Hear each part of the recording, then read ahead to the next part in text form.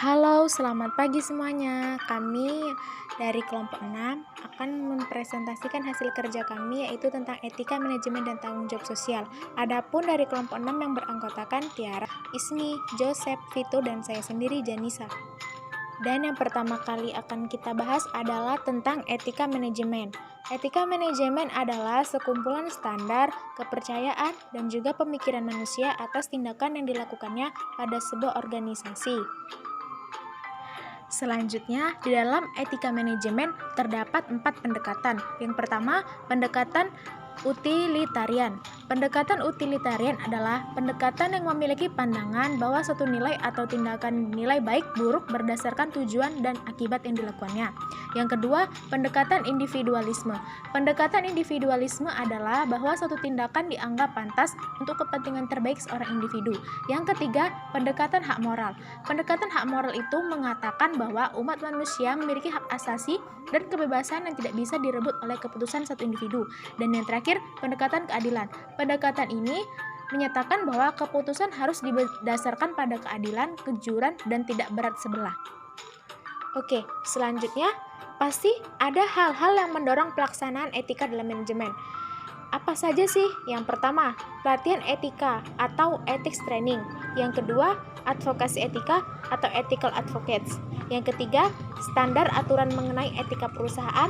Dan yang keempat, keterlibatan publik dalam etika manajemen perusahaan.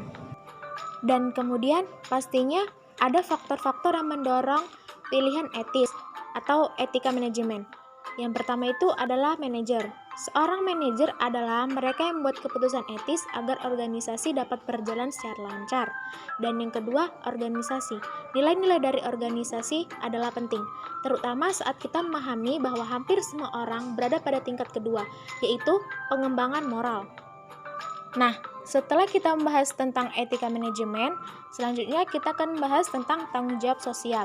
Tanggung jawab sosial mendefinisikan sebagai komitmen perusahaan untuk berkontribusi dalam pembangunan ekonomi berkelanjutan atau dengan kata lain, sebagai bentuk kegiatan untuk meningkatkan kualitas kehidupan masyarakat melalui peningkatan kemampuan manusia.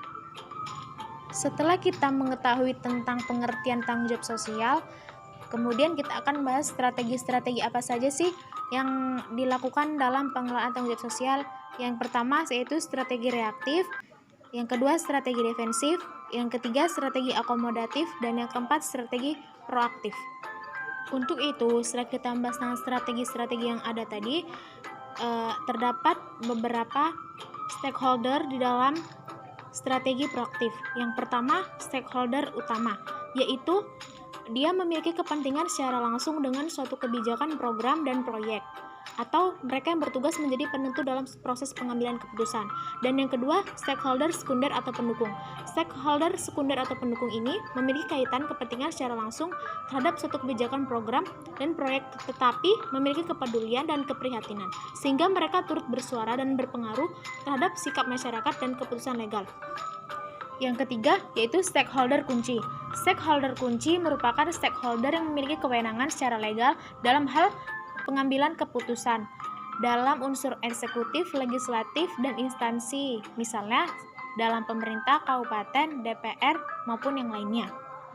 Setelah kita memaparkan tentang etika manajemen dan tanggung jawab sosial, maka dapat disimpulkan bahwa di dalam sebuah perusahaan atau organisasi, etika dalam manajemen bertujuan untuk memperlakukan seluruh karyawan dan pelanggan dengan sebaiknya. Sedangkan tanggung jawab sosial merupakan suatu kepedulian perusahaan kepada masyarakat melalui penciptaan dan pemeliharaan.